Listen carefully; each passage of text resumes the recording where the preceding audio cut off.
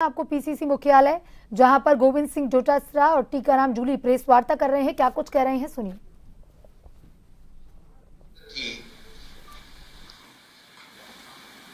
कि भ्रष्टाचार समाप्त हो, लोगों की जो चाहे वो छात्रवृत्ति हो, चाहे बजट की बात हो, सब चीजों में पारदर्शिता रहे और लोगों की बुनियादी आवश्यकताएं की पूर्ति बराबर हो। इसके लिए आज के दिन सूचना का अधिकार कानून लेकर के आए। सार्वजनिक प्राधिकरणों के पास मौजूदा जो जानकारी है वो आम लोगों तक कैसे पहुंचे या उन सूचनाओं तक हमारी पहुंच कैसे रहे, इसके लिए राइट टू एजुकेशन कानून बना। समय पे राशन, समय पे किए गए कार्य का भुगतान, बकाया पेंशनें इत्यादि अनेकों जो समस्याएं थी उसकी समाधान के लिए ये कानून बहुत महत्वपूर्ण साबित हुआ। लेकिन जो चिंता का विषय है वो ये है कि ये राइट टू इंफॉर्मेशन का कानून जिस उद्देश्य के साथ में लाया गया था, यूं ही एनडीए गवर्नमेंट बनी 2014 में और उसके ऊपर हमले होने चालू हो गए और आरटीआई कानून को कमजोर करने की दिशा में कार्य चालू हो गए। पारदर्शिता और लोकतांत्रिक ढांचे को आघात पहुंचाने के उद्देश्य से 2019 में ये जो कानून है, इसमें जो आयुक्तालय बना हुआ है उसका 5 साल का कार्यकाल था। उनकी सेवा शर्तें निश्चित थी। 2019 में इस कानून में संशोधन करके और इसको कमजोर करने के लिए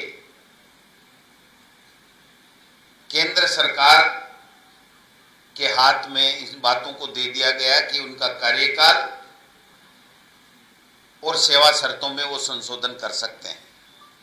मैं समझता हूं कि इसी प्रकार से 2023 में डिजिटल पर्सनल डेटा प्रोटेक्शन अधिनियम, निजी जानकारी नहीं दी जा सकती, ये संशोधन 2023 में किया गया और इसकी आड़ में वो जानकारियां जो हमारे लिए भ्रष्टाचार रोकने के लिए या आम व्यक्ति के लिए आवश्यक थी उनको छिपाया जाने लगा। ये भी यहाँ पर यूपीए सरकार के कानून को कमजोर करने के लिए एनडीए सरकार ने करने का काम किया। पहले जनहित में कोई भी जानकारी हो वो उजागर होनी चाहिए और यहाँ पर निजी जानकारी की बात करके और संशोधन करने के बाद में उसको कमजोर कर दिया गया। देश के प्रधानमंत्री की डिग्री आप देख सकते हैं कि एक तरीके से सार्वजनिक है। किसी की भी डिग्री वेबसाइट पे उपलब्ध होनी चाहिए, लेकिन देश के प्रधानमंत्री की डिग्री इस कानून के संशोधन की आड़ में इन्होंने मना करने का काम किया। महत्वपूर्ण जानकारी, चाहे वो एमपी लेट की बात हो, मनरेगा की फर्जी मस्ट्रोल की बात हो, फर्जी लाभार्थी की बात हो, एसपस राजनीतिक फंडिंग की बात हो, तमाम जानकारियां नहीं उजागर करनी पड़े, इसलिए इस कानून में 2023 में संशोधन कर दिया गया। केंद्रीय और राज्य सूचना आयोग पर हमले किए गए। जब हमारी यूपी की सरकार थी तो सभी पद भरे हुए थे,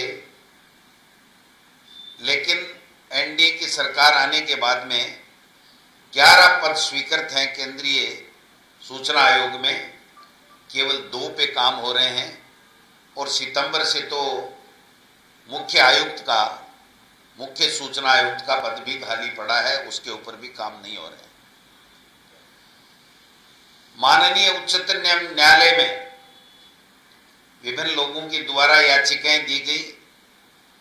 उदाहरण के लिए सुप्रीम कोर्ट में अंजलि भारद्वाज की याचिकाएं, जिसमें केंद्र व राज्यों को नियुक्तियां समयबद्ध करें और पारदर्शिता बनाने के निर्देश दिए गए, लेकिन आज तक उसकी पालना नहीं की गई। लंबित मामले और डेटा की अनुपलब्धता बताते हुए जून 2024 में 29 आयोगों में लंबित प्रकरण, अपील आदि 4,05,000 अपीलें हैं। 2019 की तुलना में ये दोगुनी है। इसी प्रकार नवंबर 2024 में केंद्रीय सूचना आयोग में 23,000 से ज्यादा अपीलें लंबित है।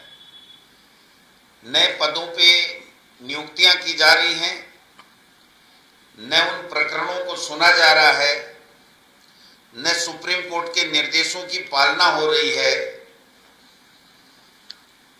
और